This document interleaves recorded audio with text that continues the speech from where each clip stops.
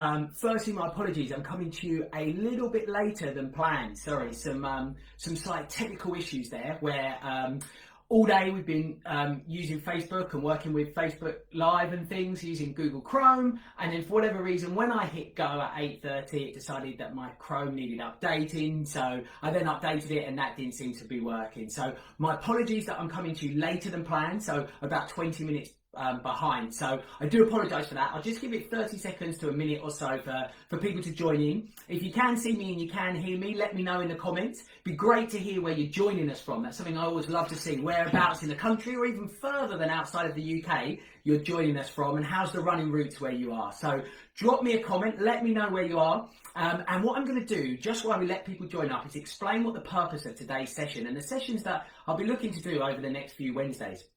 And really, I like to think of these as accountability sessions. We all know that there's things as runners that we do well and maybe things that we do not so well. The things we do well is we get out there and run. We love running. That's how I like to be. I like to get out there and running. But the things I don't do so well are the things that I know are important for my running. And that comes from, as I say, me being me and talking to the clients that I work with here at our clinics, which is strengthening, stretching and rolling. They're the three big things that I think we don't do well enough. So what I wanted to do was make myself accountable, and I thought it'd be great to reach out to you guys to just do a quick session each week where we turn up, we make ourselves accountable to committing to those three things that we know are going to help us to be running faster, further, and most importantly, perhaps pain-free. And what I wanted to do is just sort of, rather than this is something we could spend ages at, just condense this into talking about a particular area and applying those three things to that area. So today what we're going to talk about is the hip. Now, if you're as a runner and you're not familiar with how important the hip is, well, it's vitally important for us. If you're not aware of how important the hip is, you might be aware of our knees and the fact that running can become problematic for our knees.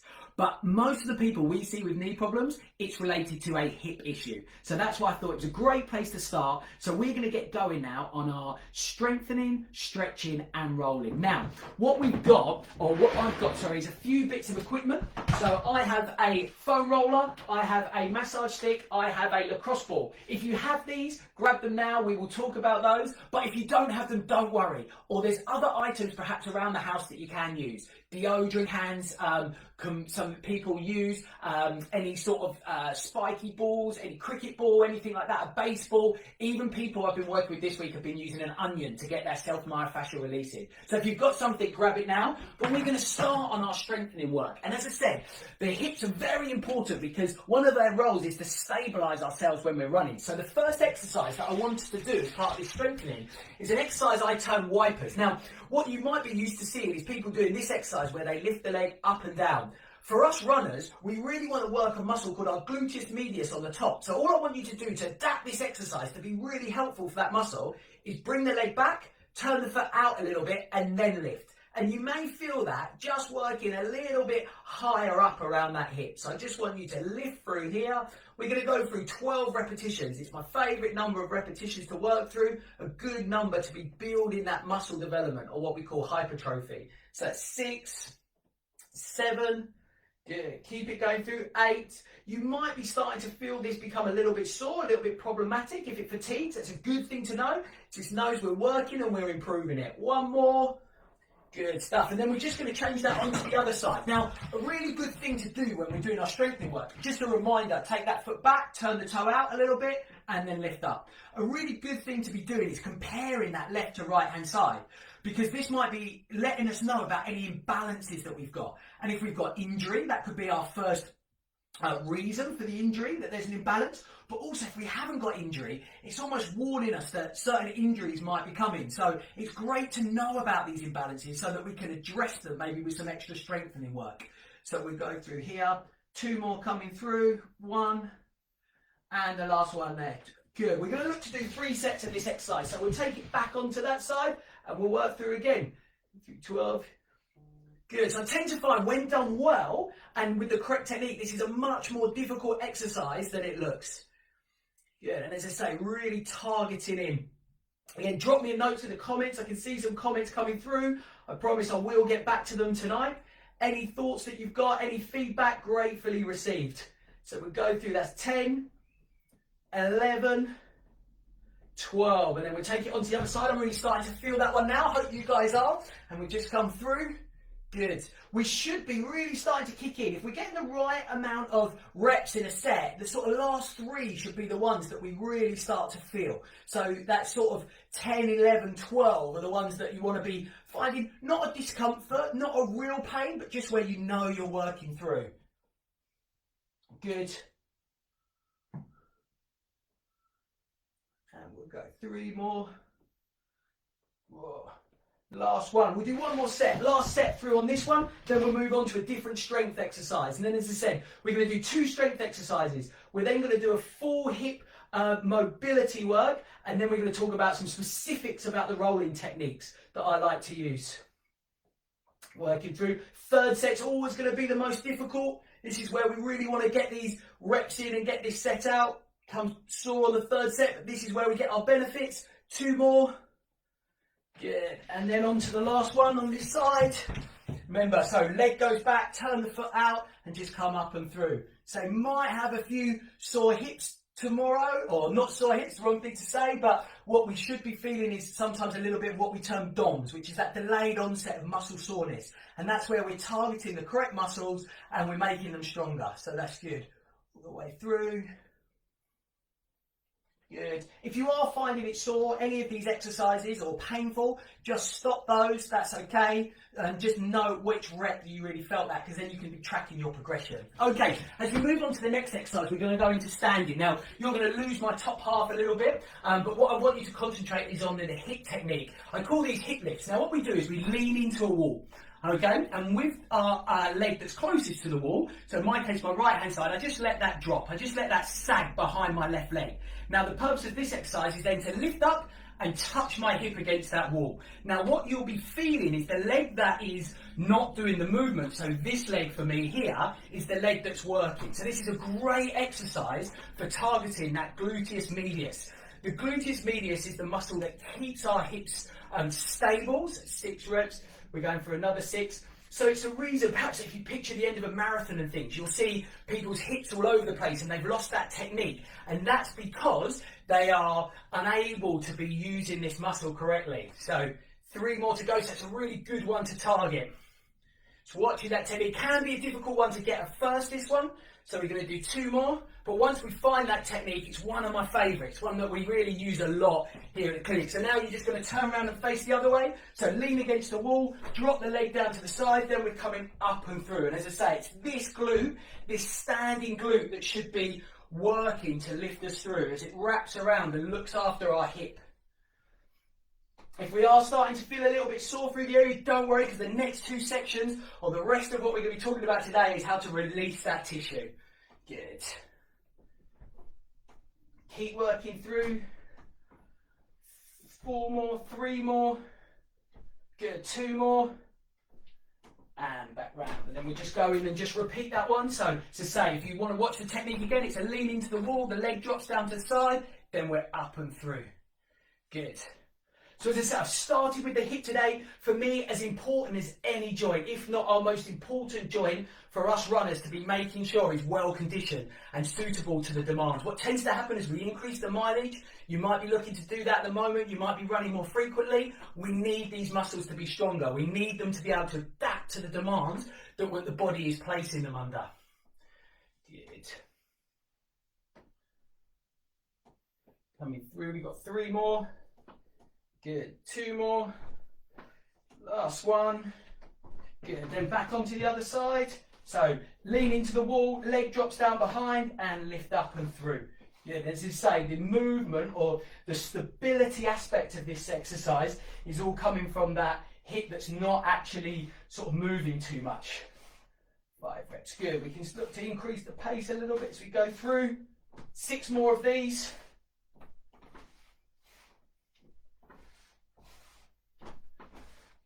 2 more, and last one. Good, on to the last side. This is our last set, And our last bit of strength work today. So as I said, this is our accountability. This is why we're turning up. This is why we're committed to doing these exercises, because they're the ones that are going to help us out when we're back out there looking to increase those miles. Or we're going to feel stronger in the later stages of our run. Or we're going to be making our muscles stronger so that they don't tighten up around that knee and cause us knee problems that a lot of us might be suffering with or have suffered in the past and we want to prevent. So we're going to do 4 more of these. Good, 2 more, and then the last one. Good, then we'll just take it onto the last side, and let's work through. So again, it's the lean into the wall, the leg sags down, then we lift up and through. Good. 3. So as I say, it's this hip here, and what you can do, what I often say to people I'm working with, is put your finger into that hip, feel that muscle on the top of the glutes contracting and working as we go through. This is the one we're targeting, that gluteus medius, vital for us runners. Good, just 2 more. Stop there. Okay, so what we're going to go into now, and the reason I wanted to do the strengthening first was we've worked those muscles, so they are now in a shortened position. So what we want to do, like what we want to do when we finish a run, is start to stretch these out. So the good thing there about the hip is that it's a very strong, stable joint, but it has that stability by having multiple muscles attaching it. So attaching to it. So what we need to do is make sure that we're stretching through each of those. And so when I get back for a run, I like to take myself into this sort of position because I can find my way around most of the stretches quite quickly. So the first one that we're going to drop into is a hip flexor stretch. So all we do is bring one foot out in front of us. If I go side on to show you, I look to have my knee underneath my hip and my front foot just below, at least below my knee or slightly forwards. Then what we look to do is just rock forwards, and you'll feel that in this hip here. Now, to make that a bigger stretch, I then bring my hands above my head and I tip my chest back. And we want to be holding each of our static stretches for 30 seconds. So why are we doing this? Well, what we're doing here is we're elongating these muscle fibers. So we're trying to increase the length of them. Now, after 30 seconds, what happens is we activate what's called the stretch reflex. Now, this is when a message gets pinged to our brain to say that we need to be relaxing those muscle tissues. And if we do this over a period of time and repeatedly, we'll start to increase the flexibility through the area. Just hold on for another 3 seconds. Good, and then bring it back and we'll just change onto the other side. So again, foot underneath the knee or even slightly forwards, knee underneath the hip, and we just rock forwards, hands go above the head there. Again, so our hip flexors, as you're feeling, are the muscle on the front of the hip. They lift our knee up. So when we're running, we use these muscles a lot. They actually live in the depth of our stomach. They're a deep stomach muscle across the hip. But we use these as a lot as runners. And I always start with this stretch because it's often one that I think people aren't aware of, or a muscle that people aren't aware of. I always say to people, if you stop somebody in the street, they could probably show me a calf stretch, a thigh stretch, a hamstring stretch. But I think if I challenge a lot of people to the hip flexor stretch, they might find that a little more difficult. You're just going to hold this for another few seconds. Can even push it further in the later stages. 3, 2, 1. Good, and just bring that back. Now from this position, we can easily go into a hamstring stretch by just bringing the foot forwards and placing our heel on the floor. Then what we look to do is just lean forwards into that stretch to where we can feel that pulling at the back there. Now, if it's sore on the knee and things, you can use like a pillow or a cushion underneath. But what we want to be doing is avoiding this sort of bouncing. We don't want to do that. We want to take ourselves to a point where we feel a stretch and just hold. Remember, what we're looking to do is send a message to the brain. So we don't want this stretching to be too aggressive. The brain will respond by tightening that muscle up. We just want to gently feel those fibers become elongated and activate a stretch. And we just hold this for another 10 seconds. And then just change over. And lots of people often ask me, when should I be doing this stretching? Is this something I should be doing before a run, or is this something I should be doing after a run? Well, for me, static stretching becomes vital afterwards. Before a run, we talk about more mobility, more dynamic stretching to prepare the muscles for what they're about to do. What we want to do at the end of a run is, if they're in this short and tight position, is we want to just gently bring them back to their resting length. And then if you carry on with the static stretching between runs, you will be increasing that resting length so that your muscles become more flexible. Good. Just going to hold this for another few seconds. And then we're just going to come back to, I'll show you square, but you can be in the same position because again, with one knee on the floor, we can just take our leg out to the side. Then as we lean forwards here, what we're now working is that groin muscle. You should feel that on the inside, or it's a group of muscles, your adductors. So again, we're just looking to go into this position and hold that stretch there. Good. And as I say, after we've done about 20 seconds, if you want, you can just ease forwards a little bit and get a slightly bigger stretch, but these should be gentle, these should be gradual, and shouldn't be anything too aggressive. And then we're just slowly going to come back and change that onto the other side. Good, into that groin there, and we're just going forwards. Again, slowly into it, hold that, and you should be feeling that on the inside in the adductors. And then just lean forwards. Good. 5 more seconds to go. Good, as we come out of bed. Now, what we can go into is, again, those big muscles that wrap around the hip are our glute muscles. So what we want to do for this one, probably my favourite stretch actually, is just to lay on your back and just bring your leg across your body. Now, you can pull that knee down to get a bigger stretch, and you can look away from the side you're stretching to get a nice stretch through that hip. It might be that your leg doesn't get flat to the floor. That's absolutely fine. As I said, we're each going to have our different amount of flexibility. Go to where you feel the stretch and then just hold.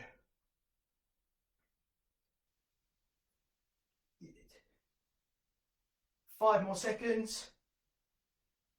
And then we're just going to change it onto the other side. So again, you bring the leg up, bring it across the body, and you can just start to pull down as far as you go, but as I say, wherever you get to, but where you should be feeling the stretch is around that hip. You might even get a little back click on this one. That's okay, that's quite common. One of the joints in the back just freeing up there and just some air escaping out that joint. So not to worry if there is a little click there, but yeah, just a really nice one. Normally often my sort of go-to first one after a particularly tiring run. Good. And 3, 2, 1. And then for the final stretch that we're going to do today of the muscle across the hip, is just going to be looking to stretch out our thighs. Now, the way we can do this stretch is to bring our foot up towards our bottom so that our heel touches the bottom. If you find that difficult, because it is quite a difficult stretch, what you can do is start off on your side and just bring your knee up towards your chest, grab the foot and pull that to the bottom. And then the aim is to bring your knee as straight underneath your hip as you can, so in line with the other one. So, but wherever it gets to, you should be feeling a stretch on the front of the leg. Okay, so we're either in sideline or we can lay on our front and do this stretch, depending on our flexibility. Another thing that people might typically feel is a cramping in the hamstring if we're overstretching the quads. That's common, just ease back on those stretches. As I say, it should be gentle, but you want to push yourself so that you're taking those muscles to the point where you feel them stretched. We're going to hold for 3, 2, 1, and just come out of that one, and then we're going to go on to the other side. So again, we can either be laying on our front, foot to bottom and pulling in, okay, with the hips nice and flat, or we can be on a sideline and you can start by bringing your knee up, then getting your foot to the bottom and then bring it down. Wherever you can get to so you feel a good stretch going through the front. And we're going to hold on there.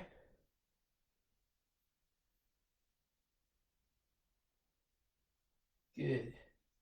Another 10 seconds or so. 5, 4, 3, 2, 1, and then relax. Okay, and so the last bit that we're going to move on to now is our rolling. So probably the bit that none of us like. People always say to me it hurts. Well, the thing I always say when it comes to rolling is healthy tissue doesn't hurt. So if you're pushing on something that's sore, it probably needs addressing. But what you don't want to be doing is just spending loads of time on the stuff that doesn't hurt because it feels nicer. We want to be making sure that we're applying the correct amount of pressure to the correct areas. Now, I saw even actually today in the running community page, if that's where you're joining us from today, questions around what's the best type of foam rollers and things. For me, yeah, there's good foam rollers and not so good foam rollers, but actually, as I said, I think we can use any items. The more important thing is about getting the right technique with what we're doing, and that's what I want to talk about today. So the first thing I'm going to grab, and I'll grab a multiple thing, so I'm going to use a ball first of all. Now this is probably my favourite bit of kit. This is a lacrosse ball. They work fantastically well, but as I say, you can use hockey balls, cricket balls, baseballs, onions, multiple things that people can use. We just want a ball of some density, okay? And what you're looking to do, we're going to start with our glutes, okay? So literally what you want to do is just place that ball onto the floor, and then you're just going to come and just sit onto that ball, okay? Now, what you're into here is your glute muscles, but also a deep muscle called your piriformis, which again, typically can become tight in runners and can be a big factor in causing things like sciatica that we might be familiar with. Now, we start off by gently just moving around to loosen through that tissue, but what you're looking for are those sore points, the bit where we notice a change in that tissue sensation. Once you hold those, what I want to do, and what my favourite thing about rolling is doing what we term a pin and stretch technique. So what we're doing now by fixing on that point is pinning that tissue. Then what we can slowly look to do is stretch the tissue under the pressure. So what I've done is just brought my foot up onto there to put the fibres under stretch. And that might just increase the intensity a little bit, but I'm just stretching out that tissue underneath the pressure of the ball. And so that's something we can look to do and find those sore areas. So I might move on, try and find another sore area. If I find one, then I just bring that leg up and just feel that stretch. Okay. Now, with that ball, or whatever we're using, this could be a foam roller, what we can then look to do is just roll towards the outside of the hip. So I'm slowly turning myself onto the outside to the point where I feel that ball underneath my hip bone.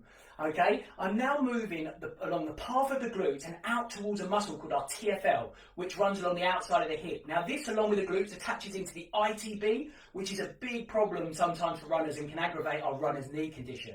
So what we want to do is get into this with a roller. Now what I'm doing here, because the muscle runs vertically in a different orientation to the glutes, which run horizontally, now I'm moving myself up and down in a vertical fashion to just work along that TFL and try and find any of those sore points through the TFL. I'm just going to spend a few minutes doing that. And then what we can do is gravitate ourselves back towards the ball being on that hip bone. And then what I like to do is just roll from the sideways position back into that original position. And now what I'm doing is just tracing along the line of those glutes, or in particular that piriformis muscle. So I try and do that through the middle. So literally end up right on my sitting bone, out to my hip bone. And then I'll just do the same thing a little bit higher up. So I'll come into now that glute med that we discussed earlier. So that might increase the sensitivity a little bit as I just roll through. So again, I'm rolling out to the side, good, and then back through. Excellent. And then what we want to do is just change that over onto the other side. Remember, one of my favourite things is to be comparing right to left-hand side. So what you're looking for now that we're on the other side, is that worse? Is that better? That's starting to draw you towards the points that you need to be spending extra time on. So now I'm working starting in the middle, just finding that sore point. Remember, from there we can use that pin and stretch technique. So I've just put the muscle and stretch there, and I just feel that intensify a little bit as I look to loosen that through.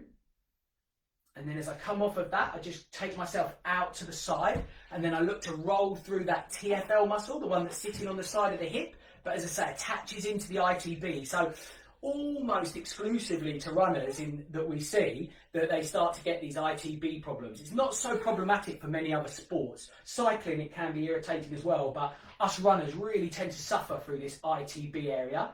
And then bring it back, and we're just going to roll back round and through to that midpoint. Okay, so just tracing your way along the lines of those glutes, which is sort of a horizontal more in their orientation. So we're just trying to work through and loosen through those as much as possible. And this is what I'm saying. I think it's really important, rather than just rolling and rolling aimlessly, what we want to be doing is really thinking about the technique that we're doing. Like with anything we do, like with stretching, like with strengthening, it's not about going through the motions, it's about really getting the best out of what we're doing with the correct form. So now I've just moved that slightly higher up, so I'm into my glute med area as I roll through.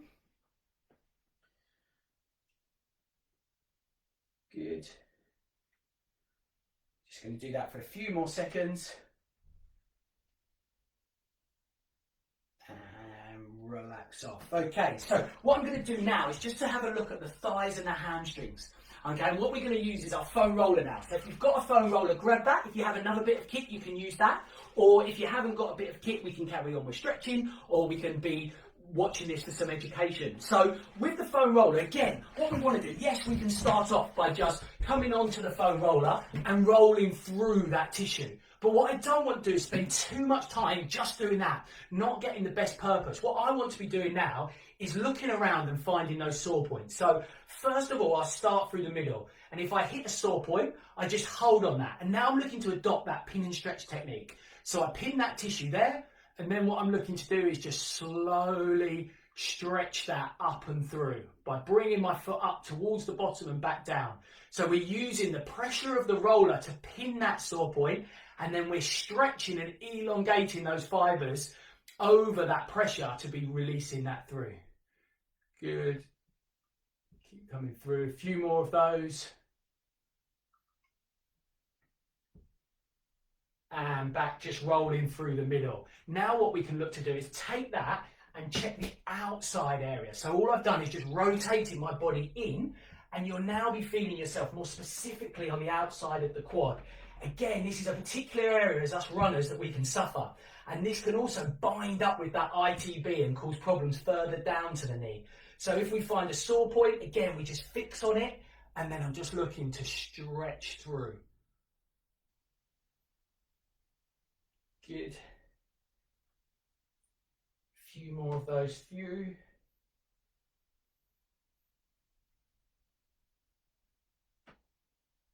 And relax back. And then we can take ourselves a bit more outwards so that I'm looking to work through the inner quad. And exactly the same principles apply. So we've got 4 of those quad muscles, hence the name. One sits below the middle one, but you have the sort of middle one, the inside and the outside one. So find those sore points. Make sure you're being specific with your rolling work, not just rolling through for the sake of saying you've done rolling. Really get the benefits from it. Good. And relax back, and then we're going to take this onto the other side. Okay, so we're going to do exactly the same thing. So we'll go through a little bit quicker now that we understand the principle, but we just work through, find that sore point, and then we work through. Good. Because again, remember, healthy tissue doesn't hurt. So if you're rolling through and it's not hurting, don't worry about that bit so much. Try and find these sore points. I know that might not be great news, but they're the bits that we want to get rid of. They're the bits that are causing us problems. They're the bits that could be aggravating our knees or making us sore when we run. So let's get rid of them. Good. And then we come back and then we turn ourselves in to be working through the outside. Good. Again, find a sore point and then just bring that leg up. That's it.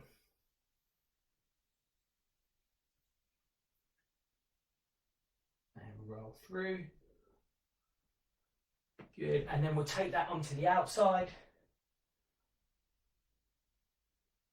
Good, so working, so we twist it outwards, to be finding the inner side, and then we just again, final time, just working through. So we've hit each of those quad muscles that we can be getting to now. So we've affected them individually, which is great. 3 more of those. Okay, now what we're going to do is work through those hamstrings. Now, the way I like to roll the hamstrings is just to come onto the hamstring. A slightly more difficult area, I suppose, to roll through. But what I do with my other leg is I place that over the top to just be applying a little bit of force down so that we can get some extra force through there, if that makes sense. So if I come to here, my foot goes on top as I then push down and through. So again, we're getting the best through that we can. But like the quads, we've got 4 of them, the hamstrings, we've got 3 of them. So what we want to be doing is hitting each of the 3. So we start off through the middle, rolling through. We can then turn ourselves slightly inwards to hit the inner one. So my feet are turned inwards now to be hitting that inner hamstring. And then also I'm taking myself outwards to be hitting the outer hamstring. It might be that you find the outer to be the most sore. That's the one closest to that ITB. So typically in runners, we tend to suffer through those outside structures. Starts at the glutes and then works its way down the outside. And that's why runner's knee is a pain on the outside of the knee. But yeah, we'll keep working through here. Couple more of those. Good, and then we'll take it onto the other side. So again, now I'm putting my right leg onto the roller, my left leg goes over the top, and I'm just rolling through the middle.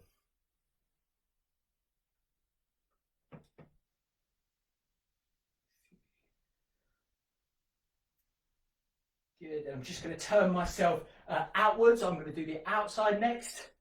Working. And what I'm really looking to do here is just comparing all the time. So I'm comparing two things. How does it compare right to left? Does one side feel easier? For me, this side feels much easier than my left side. I know historically my left side is always the weaker side, so that's the one I'm always trying to address and maybe spend extra time.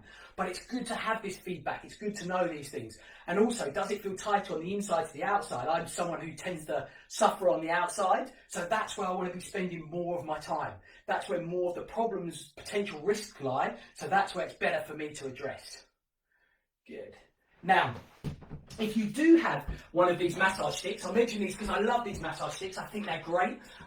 What we look through these, they're particularly really helpful for the quads, and we literally just look to roll through the tissue. So if you have got one of those, these are great bits of kit to have, and they're also easier than foam rolling. So if you can be doing this sitting in front of the TV or whatever, and it's quite easy to do.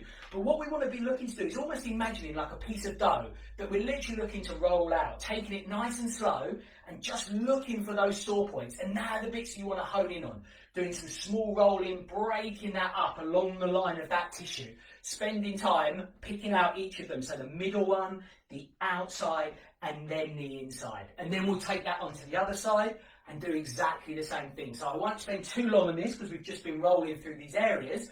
But as I say, for me, for us runners, they're one of my favourite bits of kit, these massage sticks, and they're quite inexpensive as well. So a really good thing, I think, for us runners to have. Sometimes, again, people ask me about which bits of equipment, any equipment we recommend. We have like an Amazon shop on our website, so check out our website and it will be on there. But as I say, we try to go for inexpensive bits of kit that we find here in clinic can get the best results or work the best.